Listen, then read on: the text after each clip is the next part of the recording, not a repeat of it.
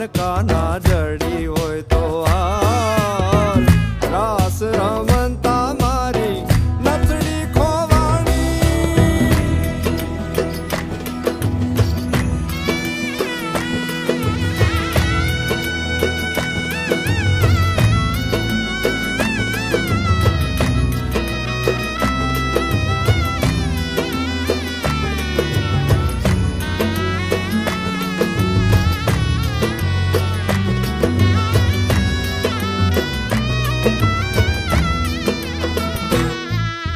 નાની એવી